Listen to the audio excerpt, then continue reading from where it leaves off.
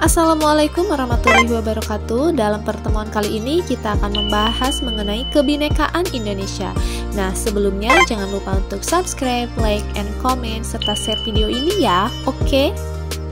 Pada kali ini kita memasuki bab 4, yaitu mengenai kebinekaan Indonesia, di mana terdiri dari 6 submateri atau 6 pembahasan. Yang pertama yaitu keragaman gender, kedua keragaman suku, ketiga keragaman budaya, keempat keragaman agama, kelima keragaman ras dan antar golongan, dan yang terakhir menjaga nilai penting kebinekaan. Dan yang akan kita bahas sekarang itu mengenai keragaman gender. Bangsa Indonesia memang bangsa yang beragam atau beraneka, bukan hanya beragam dalam agama, namun juga suku hingga budayanya. Coba saja lihat kawan-kawan kalian di sekolah. Secara fisik dan juga latar kehidupan keluarganya, mereka itu pasti berbeda-beda. Sebagian mungkin malah berbeda suku dan agamanya. Tetapi semuanya menjadi satu, yakni sama-sama menjadi siswa di sekolah kalian. Gambaran tersebut bukan hanya ada pada kalangan siswa saja, namun juga pada bangsa. Bangsa yang bineka adalah bangsa yang penduduknya beragam atau bermacam-macam, baik itu dalam suku, agama, bahasa, budaya, hingga tingkat ekonominya. Dibandingkan bangsa-bangsa lain, bangsa Indonesia termasuk salah satu bangsa yang paling beraneka. Keragaman bangsa Indonesia itu merupakan karunia dari Tuhan Yang Maha Esa yang perlu disyukuri. Pita yang bertuliskan Bhinneka Tunggal Ika pada lambang Garuda Pancasila menggambarkan keragaman tersebut. Bhinneka Tunggal Ika berarti berbeda-beda namun tetap satu.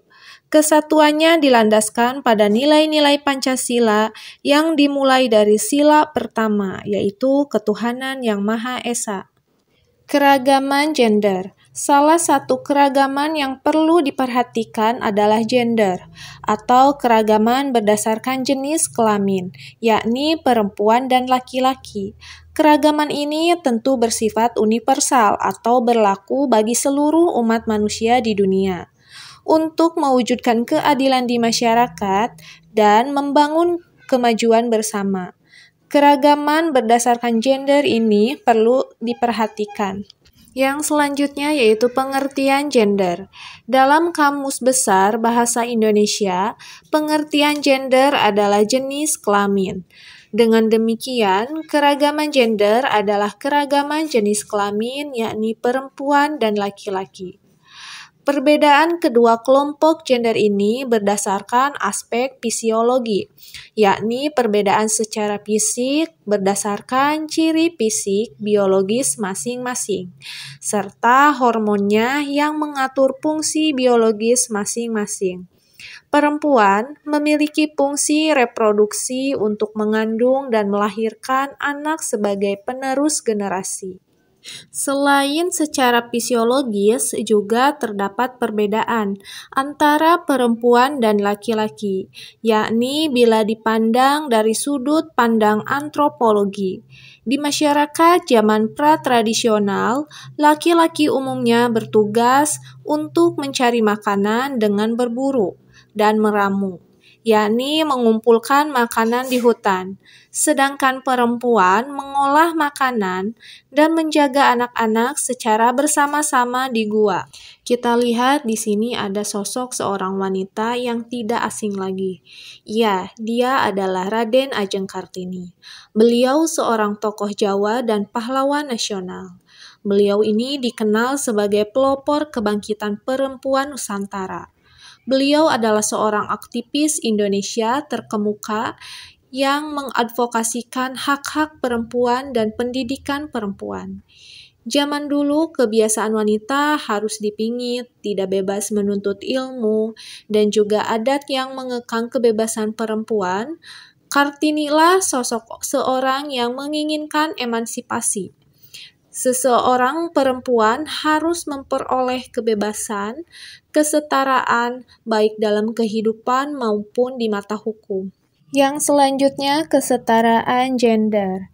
Setiap manusia memiliki hak yang sama di hadapan Tuhan maupun di hadapan hukum. Tidak ada satu kelompok manusia yang lebih mulia dibandingkan kelompok lainnya, kecuali menyangkut ketaatan pada Tuhan serta pada hukum yang berlaku. Dengan demikian, dua kelompok gender juga memiliki posisi yang sama atau setara di masyarakat. Walaupun ada perbedaan nyata secara fisiologis, hak perempuan dan laki-laki sebagai anggota masyarakat maupun warga negara tetap sama. Tidak boleh ada dibeda-bedakan satu dengan yang lainnya. Hal tersebut berlaku di rumah tangga, di lingkungan sosial bertetangga, maupun di masyarakat secara luas. Perempuan dan laki-laki punya hak yang sama di dalam bekerja, dalam kegiatan perekonomian, untuk menjalankan tugas-tugas sosial, berpolitik, serta kegiatan keagamaan sesuai dengan ketentuan agama masing-masing.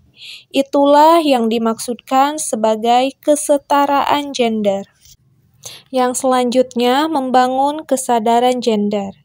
Di kehidupan sehari-hari, kesetaraan gender masih belum sepenuhnya terwujud dengan baik.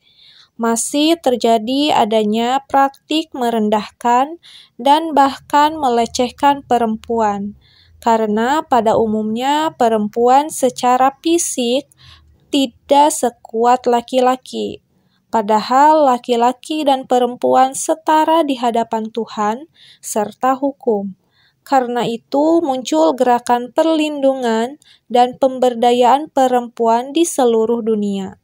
Di Indonesia, pemerintah juga terus berusaha membangun kesadaran gender di masyarakat.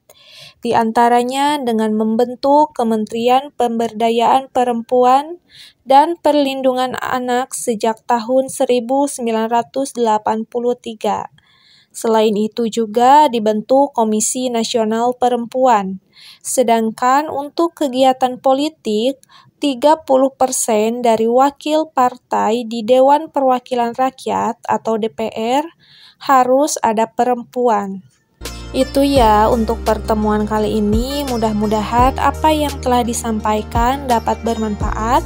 Sampai bertemu di video selanjutnya. Wassalamualaikum warahmatullahi wabarakatuh.